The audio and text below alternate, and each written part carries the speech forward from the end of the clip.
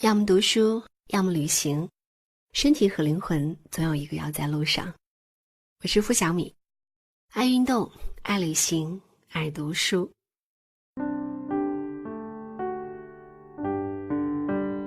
有一位颇有生活阅历的长辈曾经告诉我，看一个家庭的幸福指数，不要看他家有没有钱，有没有房，有没有权，孩子成绩好不好，丈夫工作拼不拼，只要看一点，那就是这家的女主人过得开不开心，滋润不滋润。初听这句话觉得未免过于武断，然而随着年龄渐长，见过的家庭越来越多，发现长辈的话正确到无一例外。我身边就有两个鲜明的例子，一个是我表姐，她已经40岁了，可每次见面都觉得她还是20几岁的小姑娘。他们一家3口出现的时候，仿佛自带高光，一下子就能吸引住大家的注意力，引来羡慕的、赞叹的、渴望的眼光。表姐比表姐夫小10岁，从结婚那天起，表姐夫就对她百依百顺，当女儿似的宠着。所有亲戚都知道，表姐夫多年来对表姐从未有一句重话，而且一直保持着一个习惯，那就是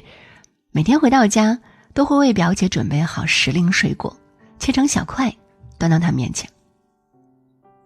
如今他们的儿子已经16岁了，虽然成绩不算出色，但是性格开朗幽默，跟妈妈站在一起能像姐弟一样嬉闹，跟爸爸相处也能无拘无束，毫无芥蒂。每次从表姐甜得流蜜的笑容里，我都能看到他们家幸福敞亮的模样。而我小姨过的却是另一种生活，她家很有钱，小姨夫是做工程的，整个镇上有头有脸的人都知道她。然而作为亲戚，我们对她却很陌生，因为她几乎不会参加小姨娘家人这边的聚会。即便小姨不怎么说，我们冷眼瞧着，也知道表姨夫是一个极度大男子主义的人。他进家门不脱鞋，因为嫌麻烦，所以小姨就得一天拖2次地，就是这样，也依然没法保持干净。他过年过节请客不让去酒店，因为觉得不如在家好吃实惠。因此小姨从没有能够好好的过个节，总是在厨房忙得团团转。他们家住的大别墅，老小10口人，却不让请保姆，因为不愿意看到外人在家里转悠，所以小姨就是他家的免费保姆。小姨的儿子，也就是我表哥，大概是耳濡目染了亲爹的做派，在家里对老婆也是指手画脚，天天闹得鸡犬不宁。想到小姨家的情况，我总是会感慨，一个家再有钱，可如果女主人没有被富养，这个家大概也是乱七八糟的。富养孩子不如富养妻子。心理学研究结果显示，一个家庭的核心是夫妻关系，其次才是亲子关系。夫妻关系是家庭的根本，只有根基稳固，才能叶枝繁茂。而不管从传统观念还是从现代心理生理学角度来看，妻子都是家庭的核心。她负责生儿育女，连接家庭血脉，维系家族关系，传承家庭文化，对家庭氛围起着决定性的作用。一个家里的女人脸上总挂着笑容，那么这家人的日子便不会差。抚养妻子就是一个男人为家庭所做的最大贡献。很多人看我家那闺女时被焦俊艳给圈粉了，她乐观自信，独立理性，逻辑清楚。而当看到焦俊艳的父母时，我突然明白，有这样恩爱的夫妻，才有这样优秀的孩子。焦俊艳买了一个葛根饼，还没有开吃，焦爸爸抢过来掰一块喂给焦妈妈。下车时，焦妈妈喊了一声：“老头帮个忙。”焦爸爸放下手里的东西，弯下腰就帮焦妈妈把鞋带系好了。心理学家武志红说，孩子乐于看到父母相爱，而不是在孩子这里争夺爱。如果父母相爱，孩子就会安心地去做一个快乐的孩子。因此，抚养妻子就是抚养孩子。现代女性上得厅堂下得厨房，钱可以自己挣，饭可以自己做，灯泡电脑可以自己修，孩子生了还可以自己养。她们似乎无所不能，可因此感到幸福者寥寥，因为缺少了一份懂得。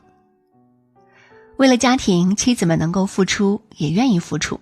但是她们害怕所做的一切被视而不见，无人能懂。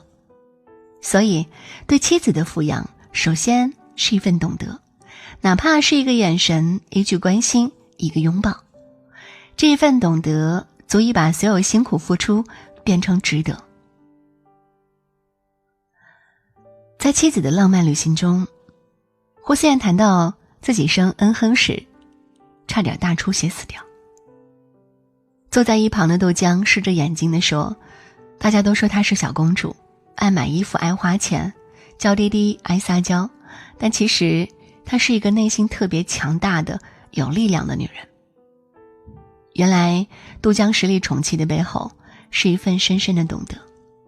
不把妻子生孩子做家务认为理所应当，而是能深深体会其中的恩情和不易。这样的丈夫哪怕再平凡普通，也胜过亿万富翁。几年前有个新闻很火，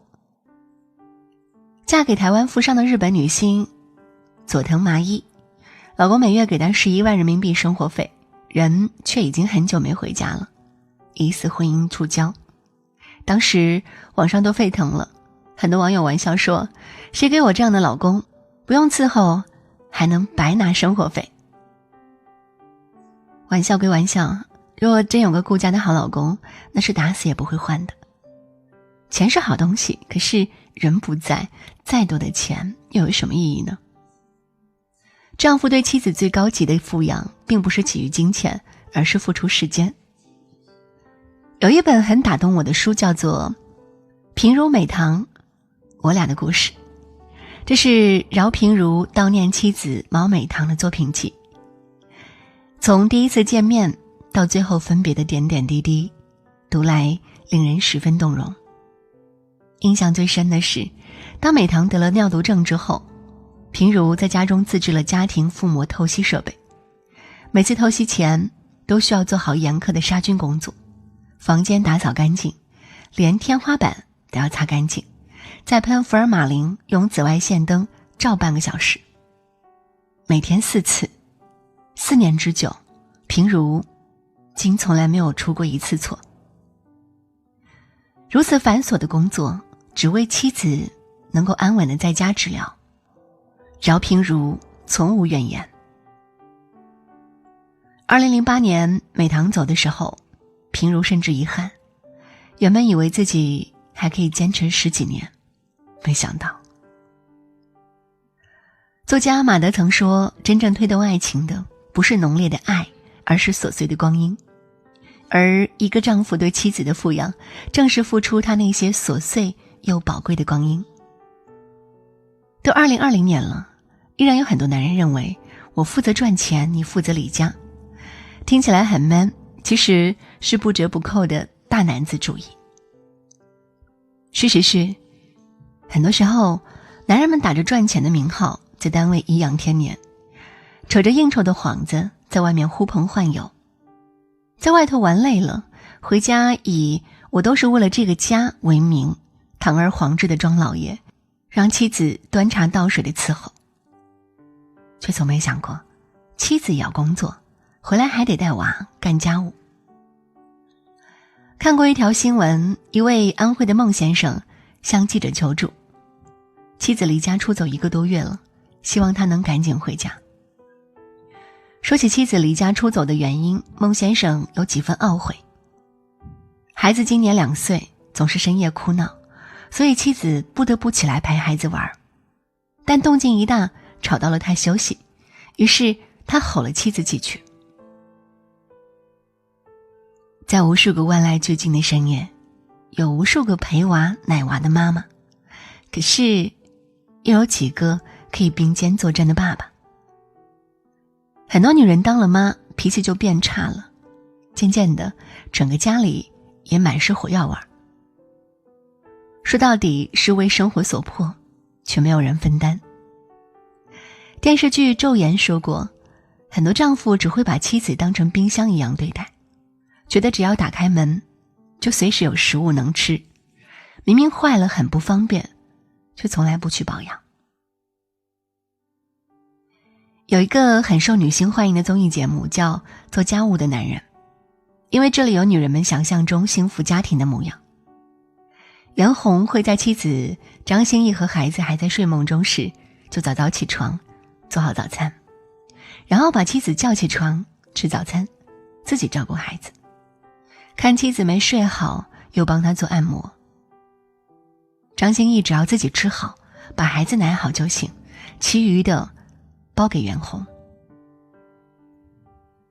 很多男人总是认为自己对家庭的担当仅仅是挣一份薪水，而现在的女人也能挣钱养家，